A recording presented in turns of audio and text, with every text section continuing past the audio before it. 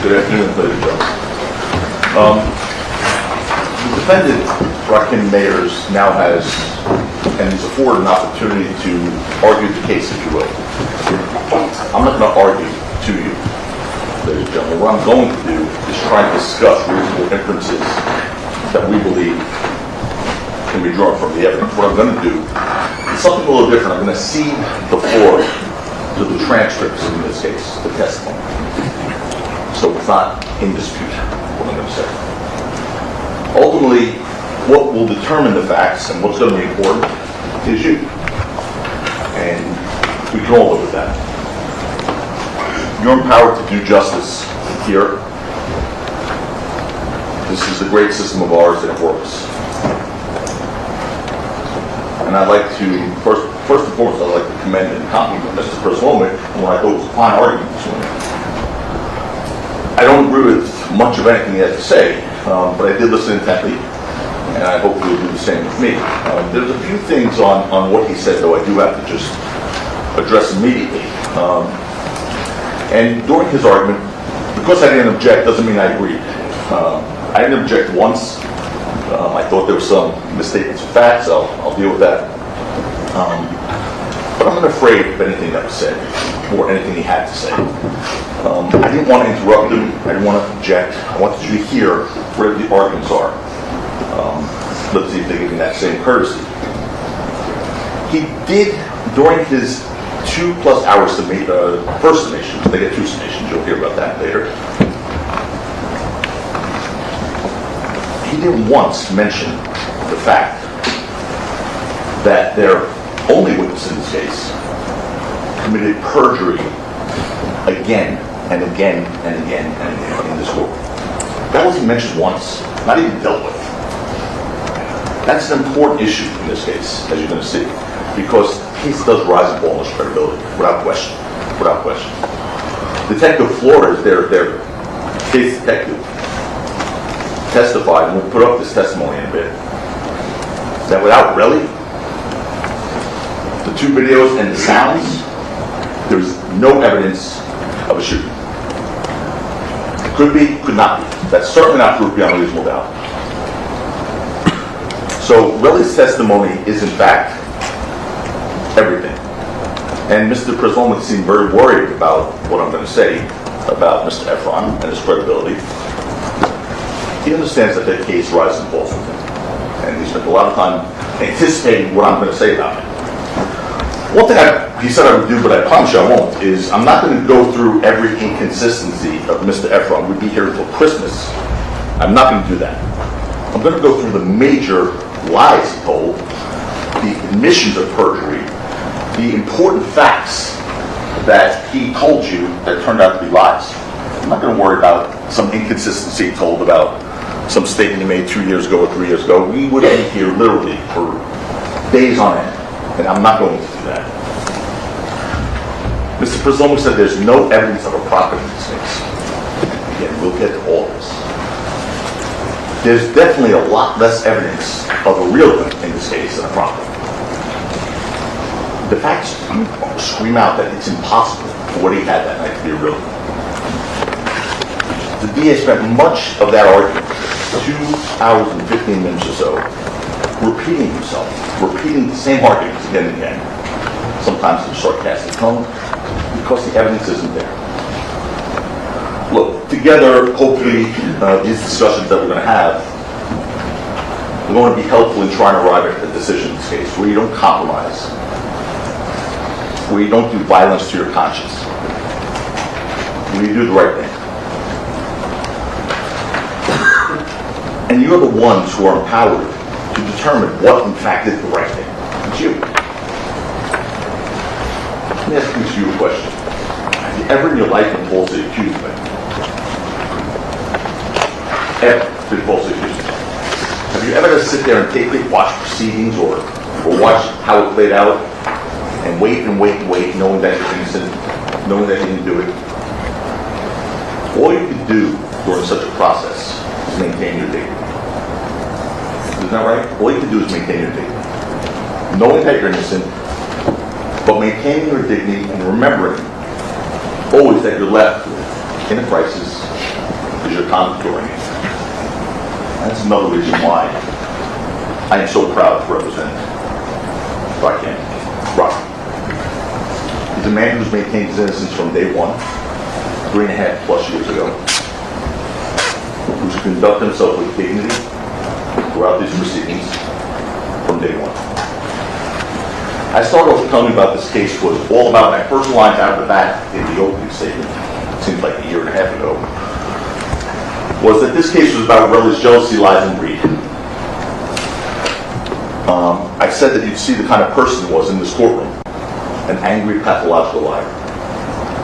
That he, and he alone, is the source of all the evidence that they are relying on. And this case would rise and fall on his credibility. You take him out of the picture, there is no case. And as I promised, Relli showed you who he truly was when it came time to cross-examination. He's a man who told you without hesitation, I can tell people whatever I want. He said that actually to you.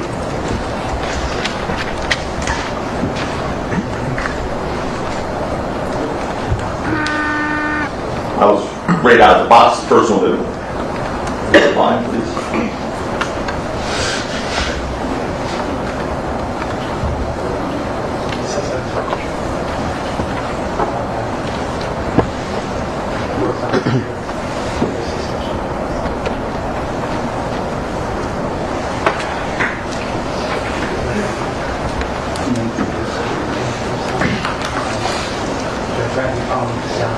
You want the audiovisual person?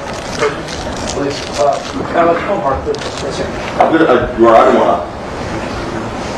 That's fine. Yeah. We have an audiovisual person in the court. We'll have him come up and see the project. Go ahead. Right. Sure. It works on the computer. Okay. What you would have heard, what you may see one day, hopefully after Mark comes up and saves us once again, is him literally saying to you, I can tell people whatever I want. He's their witness, who you're being asked to believe beyond a reasonable doubt. I can tell people whatever I want. He's a man who literally gave 4 different answers to one question. 4 answers, one question. He said, yes, no, I don't recall, I don't know, in one question. That was a first for me. I've been doing this for a bit. That was a first for me. 4 answers, one question. Yes, no, I don't recall, I don't know. He's a man who committed perjury before your eyes over and over again.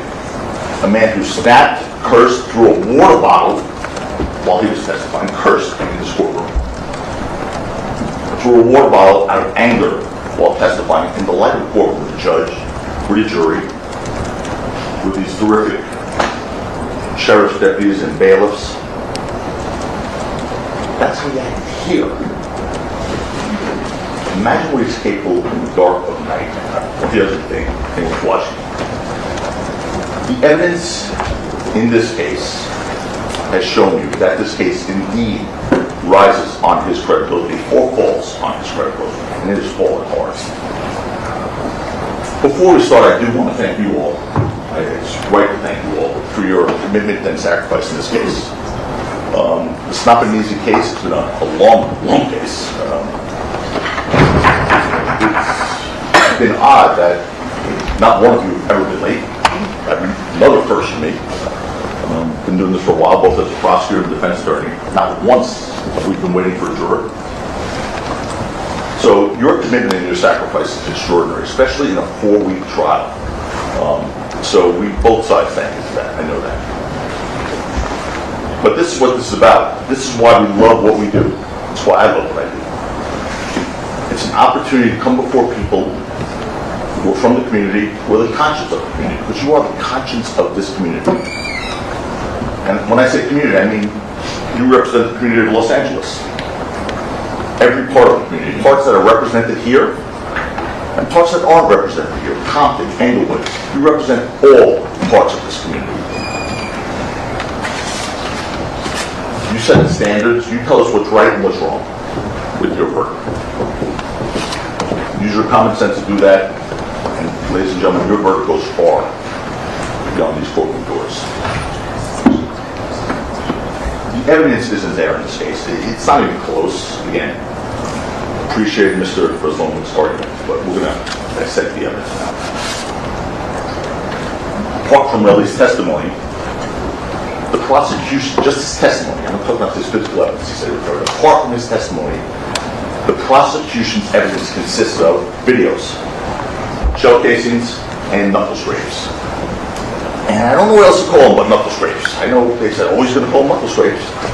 What am I going to call them? Bullet wounds? I mean, they're knuckle scrapes. Videos don't prove that case, they prove the opposite.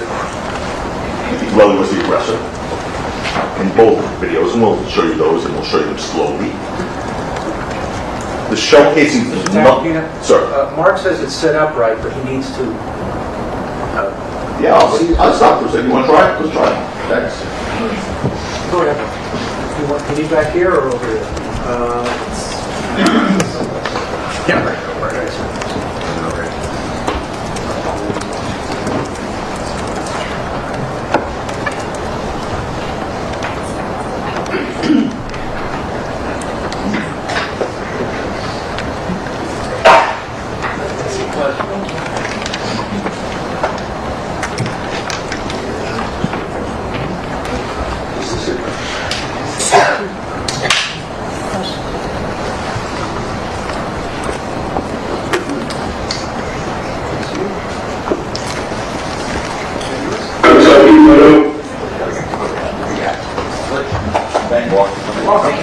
You want to hang around for a little bit, or? I know, right?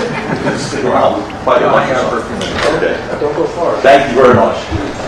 Well, he was one of the videos. Michael played that. Go ahead.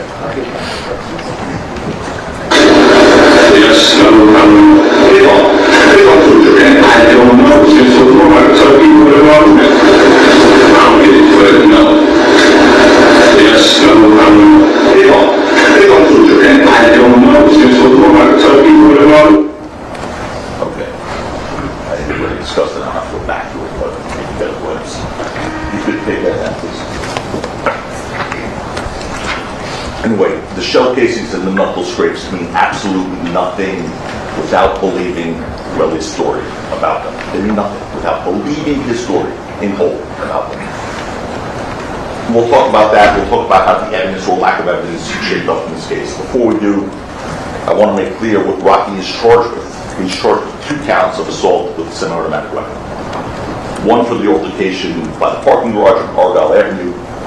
The other for the altercation in Vista Del Mar, that fuzzy video that you received. The DA said you only have to decide if it's proper or not. That's it. That's all you have to decide. Very simple. Nothing else is in dispute. That is not true. That's not true. And the judge just told you this just the other day. He said, as a matter of fact, that's not what you just have to decide. It completely ignores the self-defense and defense of others law that the judge instructed you on. But they see what they want to see. They say what they want to say. They hide from you what they don't want you to see.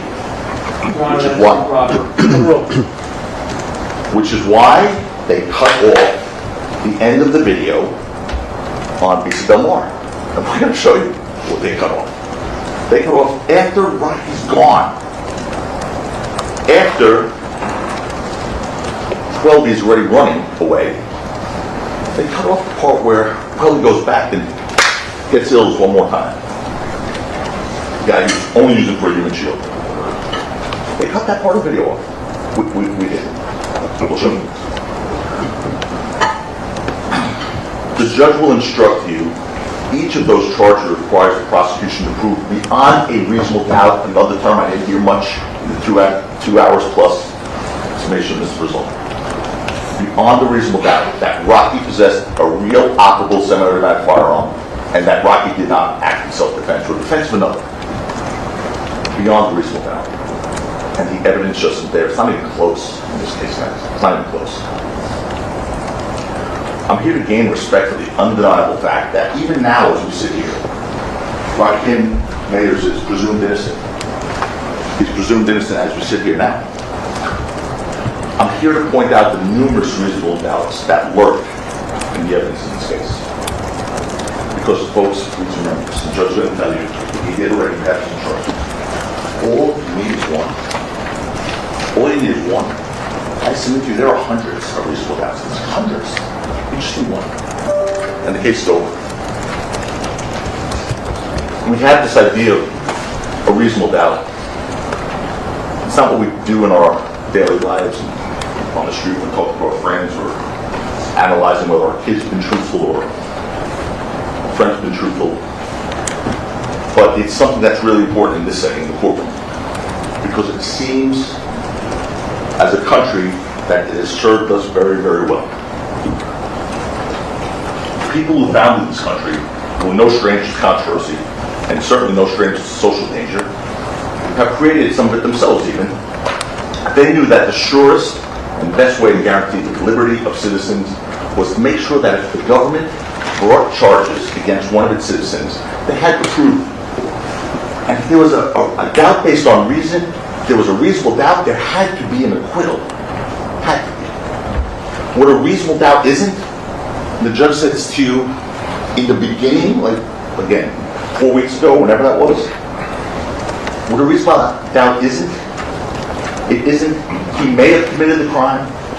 It isn't he probably committed the crime. It is I'm almost certain he committed the crime. That doesn't carry it. It's I have no reason to doubt he committed the crime. What was proven beyond reasonable doubt in this case?